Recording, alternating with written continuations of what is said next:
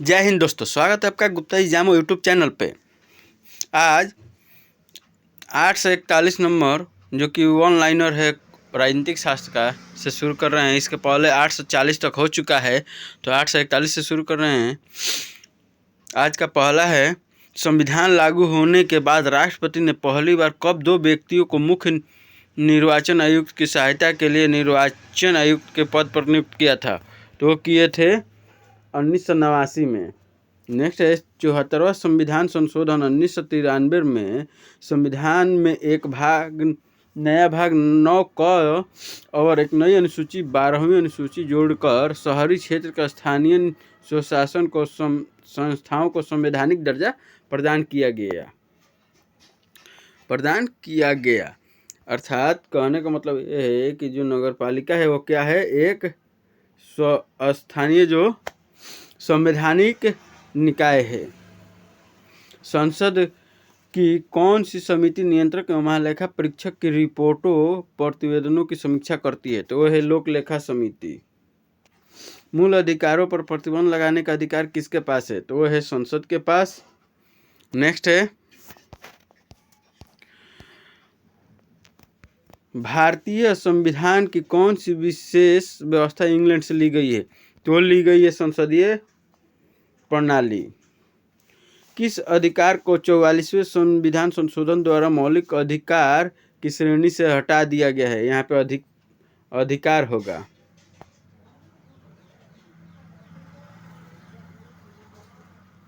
अधिकार तो उसको हटाया गया है संपत्ति का अधिकार। नेक्स्ट है, सर्वोच्च न्यायालय की व्यवस्था संविधान ने किस देश के संविधान से ली है? तो ली है अमेरिका के संविधान से। जो सर्वोच्च न्यायालय की व्यवस्था है वो कहाँ से ली गई है? तो अमेरिका के संविधान से ली गई है। और जो मूल अधिकार है वो कहाँ से ली गई है? तो अमेरिका के ही संविधान से ली गई है। किस अनुसूची में केंद्र और राज्यों के बीच शक्तियों के बंटवारे का वर्णन है? तो है 7वीं अनुसूची में। भारत में किसी राज्य में मुख्यमंत्री पद पर नियुक्त होने वाले प्रथम दलित महिला कौन है? तो है सुश्री मायावती, जो कि वो है सुश्री मायावती या बहन मायावती भी कहा जाता है इनको। ये इसलिए, और ये उत्तर प्रदेश से चुनी गई थी। प्रथम महिला दलित महिला मुख्यमंत्री, प्रथम महिला तो सुचिता कृपलानी है, लेकिन जो प्रथम दलित महिला है तो है कौन? तो बहन मायावती। और इनका चुनाव चिन्ह है हाथी छाप।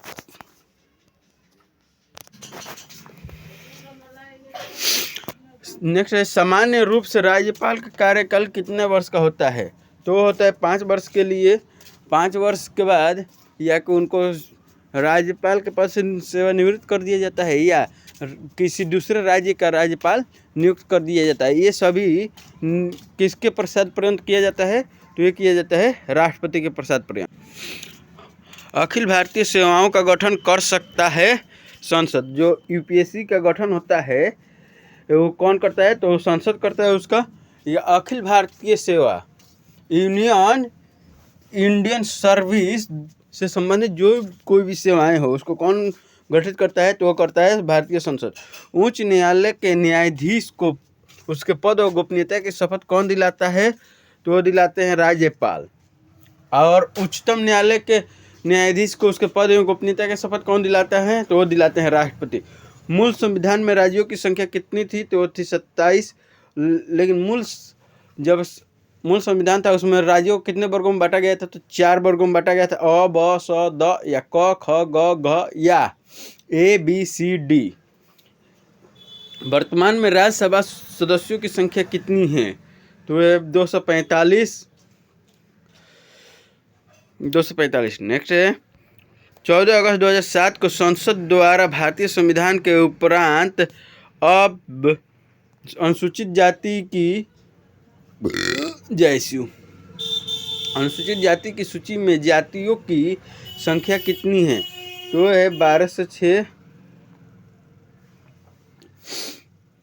किस पदाधिकारी को संसद के सदस्य नहीं होने पर भी उससे संबोधित करने का अधिकार है?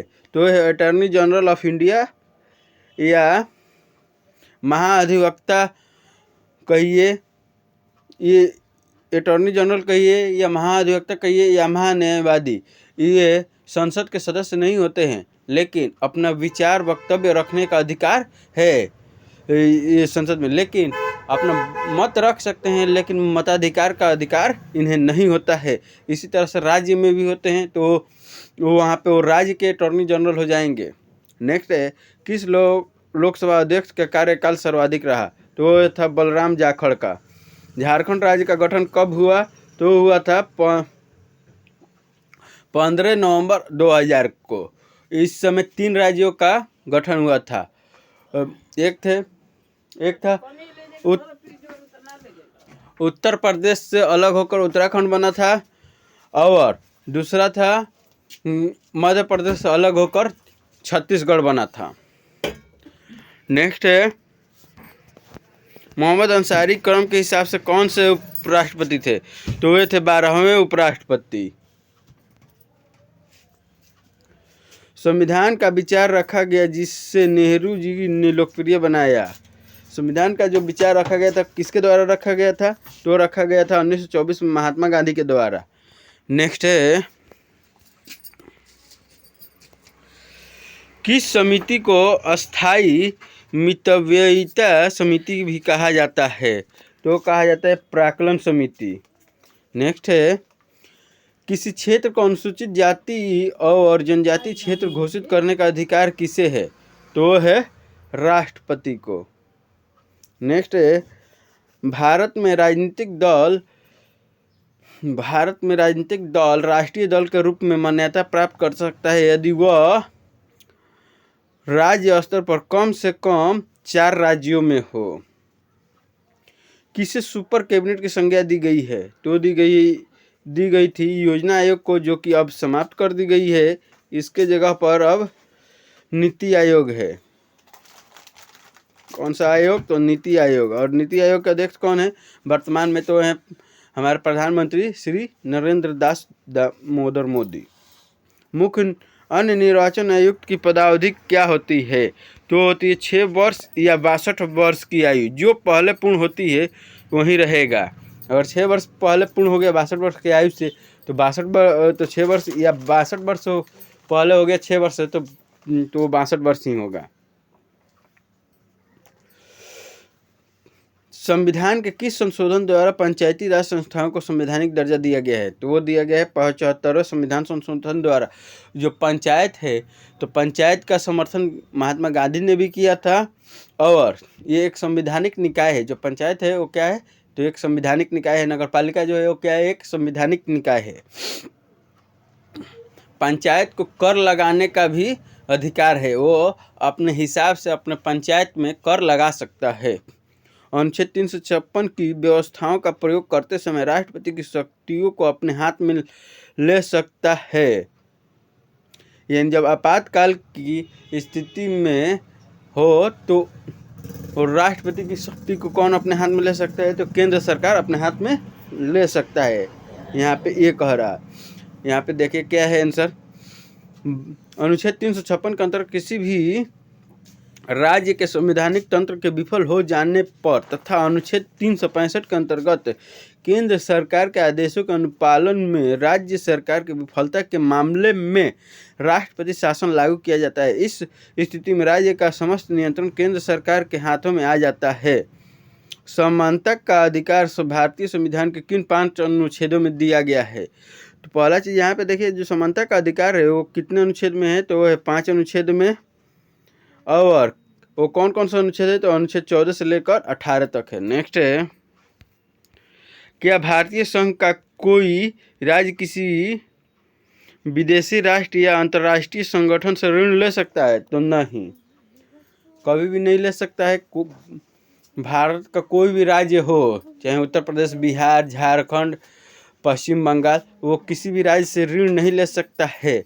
लेकिन किसी राज्य से नहीं, किसी राष्ट्र या किसी संघ से अन्य जो अंतर्राष्ट्रीय संघ है या जो जैसे रूस हो गया, अमेरिका हो गया, जापान हो गया, तो उनसे ये ऋण नहीं ले सकता है, लेकिन उनकी वहाँ की कंपनियों को आमंत्रित कर सकता है कि आप आइए और हमारे यहाँ आप अपने जो भी कंपनियां हैं जिस चीज़ की भी उसे स्थापित कीजिए।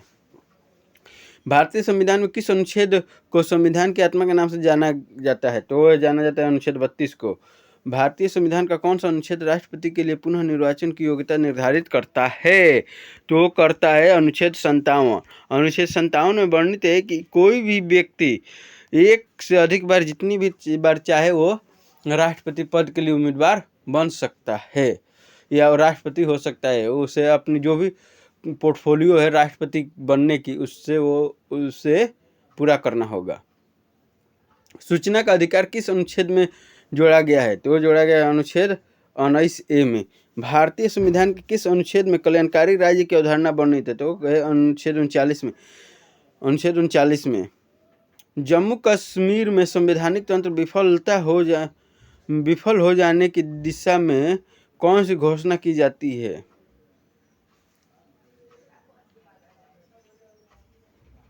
जम्मू कश्मीर संवैधानिक तंत्र विफलता हो।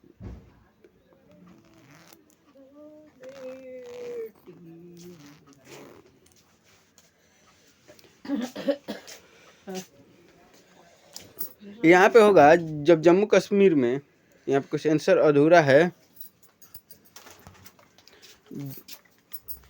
यहाँ पे दोनों नहीं होगा।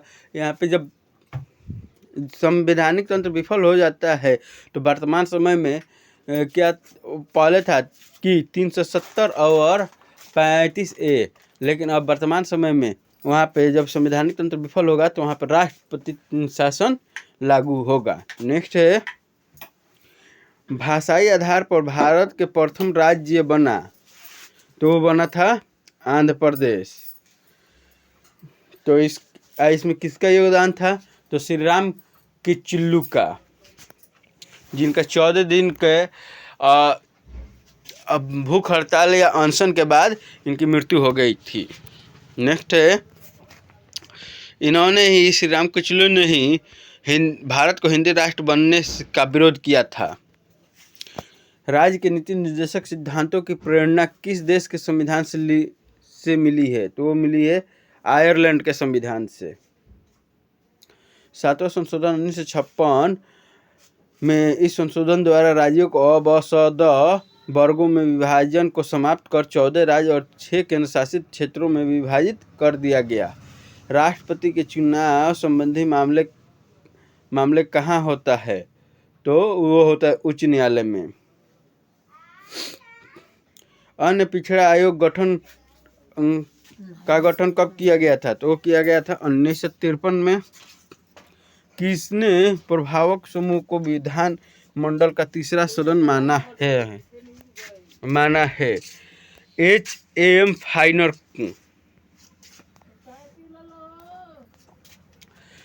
किस सेवानिवृत्त पदाधिकारी को भारत सरकार के अधीन किसी पद पर नियुक्त करने का वर्जन या निषेध है? तो है कंप्ट्रोलर एंड ऑडिटर जनरल को। लोकसभा और राज्यसभा में गणपूर्ति संख्या क्या है?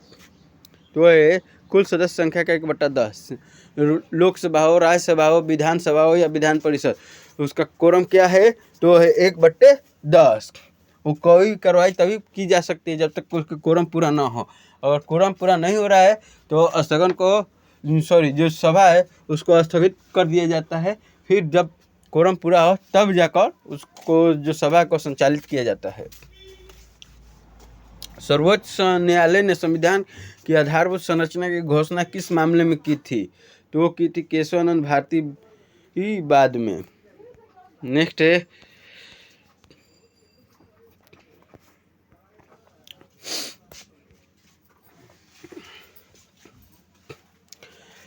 स्वतंत्र भारत में प्रथम लोकसभा अध्यक्ष कौन थे? तो वे थे गणेश वासुदेव मावलंकर। भारत का संवैधानिक अध्यक्ष कौन होता है? तो होता है राष्ट्रपति और वास्तविक अध्यक्ष कौन होता है? तो वो होते हैं प्रधानमंत्री। आपको इस विषय में इसके लिए एनसीईआरटी का जो क्लास 9 और 10 का राजनीतिक शास्त्र का विज्ञान है उसको आप पढ़ सकते हैं। उसमें पूर्णतः वर्णन किया गया है कि कैसे राष्ट्रपति क्या बोलते हैं उसको, संवैधानिक अध्यक्ष और वास्तविक अध्यक्ष कैसे प्रधानमंत्री है। आप एनसीईआरटी कक्षा 9 और 10 को पढ़ सकते हैं। जम्मू कश्मीर विधानसभा का कार्यकाल 6 वर्ष का होता था।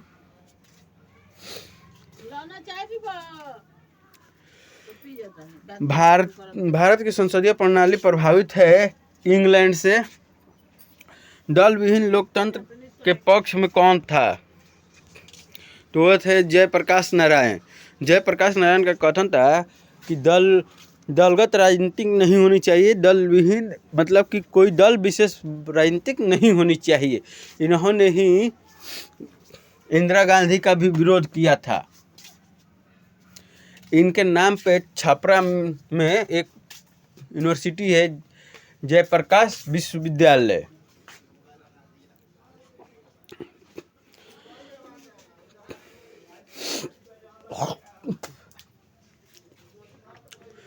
जो बिहार के एग्ज़ाम होते हैं उसमें जेपी से संबंधित क्वेश्चन आते हैं, चाहे वो पीसीएस हो या एसएससी हो, उसमें जेपी से संबंधित क्वेश्चन कुछ ना कुछ आते ही रहते हैं। सर्वोच्च न्यायालय का मुख्य न्यायाधीश कौन हो सकता है? तो सर्वोच्च न्यायालय का मुख्य न्यायाधीश वही व्यक्ति बनेगा जो कम से कम उच्च न्यायालय में 10 वर्ष तक वकालत किया हो और या 5 वर्ष तक उच्च न्यायालय में न्यायाधीश के पद पर रहा हो, वही व्यक्ति सर्वोच्च न्यायालय का न्यायाधीश बन सकता है। भारत का चलित न्यायालय किसका मांसपुंज था? तो वो था डॉक्टर एपीजे अब्दुल कलाम का, कि एक चलित न्यायालय होना चाहिए कि जैसे कि मोबाइल कोर्ट जैसे आप लोग जानते हैं कि कहीं पे भी जाता है और उसी समय अपना फैसला सुनाता है और जो भी सज़ा होता है उसको मुकर्रर करता है। मांसपुंज मतलब कि दिमाग की उपज। किसका कथन था, किसकी दिमाग का उपज था? तो वो था डॉक्टर एपीजे अब्दुल कलाम का। भारत के प्रथम उपराष्ट्रपति कौन थे? तो वो थे डॉक्टर सर्वपल्ली राधाकृष्णन। भारत में कार्यकर्ता आधारित दल है सीपीआई। जो सीपीआई है वो। नेक्स्ट है, भारत में त्रिस्तरीय पंचायत राज्य प्रणाली स्थापित करने की अनुशंसा सर्वप्रथम किसके द्वारा की गई थी? तो की गई थी बलवंत राय मेहता समिति के द्वारा। किसके द्वारा? तो बलवंत राय मेहता समिति के द्वारा। किस राज्य का अपना स्वयं का उच्च न्यायालय नहीं है? तो है नागालैंड। जो उच्च न्यायालय है नागालैंड का अपना स्वयं का उच्च न्यायालय नहीं है। नागालैंड किस उच्च न्यायालय के अंतर्गत आता है? तो वो आता है गुवाहाटी उच्च न्यायालय के अंतर्गत। और गुवाहाटी जो असम राज्य में है, असम राज्य का भी उच्च न्यायालय है। यह अदालत किन किन राज्यों के लिए है? तो यह अदालत है नागालैंड, कोहिमा, मिजोरम, एजोल पीठ, अरुणाचल प्रदेश के लिए ये सभी है। भारतीय संविधान का कौन सा लक्षण आयरिश संविधान से अनुप्रेरित है? तो है नीति निर्देशक तत्व। नेक्स्ट है,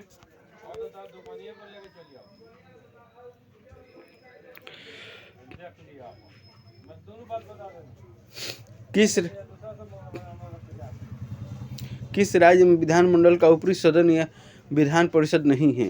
तो वो है पश्चिम बंगाल। और कितने राज्यों में है? तो हम आपको बता चुके हैं कि कब तुम। आप ऐसे भी पढ़ सकते हैं कब थे तुम। तो थे को गायब कीजिए, के से कर्नाटक लगाइए, के से कर्नाटक, ए से आंध्र प्रदेश, बी से बिहार, टी से तेलंगाना, यू से उत्तर प्रदेश, एम से महाराष्ट्र। ऐसे हो जाएगा। नेक्स्ट है, मात्र 6 ही राज्य में विधान परिषद है, इस चीज़ को, या ऊपरी सदन, इस चीज़ को ध्यान रखिएगा। नेक्स्ट है, स्वतंत्र भारत के के राष्ट्रीय ध्वज का डिजाइन किसने बनाया था? तो वो बनाए थे पिंगली वेंकैया ने। पिंगली वेंकैया ने। भारतीय संघ में सम्मिलित किया गया 28वां राज्य कौन सा है? तो यह है झारखंड। संविधान संशोधन प्रस्ताव के संबंध में दोनों सदनों में मतभेद होने की स्थिति में प्रस्ताव गिर जाता है। प्रस्ताव गिर जाता है या वो जो भी संविधान संशोधन होना है वो नहीं हो पाता है, फिर से सरकार उसको, जो सरकार वर्तमान में रहती है वो चाहती है तो फिर दोबारा उसको कुछ संशोधन उसमें करके अपने प्रस्ताव में फिर उसको पेश करती है। शक नोट पर आधारित राष्ट्रीय पंचांग अंतिम मास होता है फाल्गुन। फाल्गुन यहाँ पे लिखा है लेकिन कहता है ऐसे बोलचाल की भाषा में होता है फागुन। फागुन के बाद चैत आता है और जो शक सनोत का प्रथम मास जो होता है वो होता है चैत्र। कौन सा होता है? चैत्र होता है। और इसी चैत्र मास में रामनवमी भी मनाई जाती है। आज के लिए बस इतना ही, फिर मिलेंगे नेक्स्ट क्लास में, तब तक के लिए जय हिंद।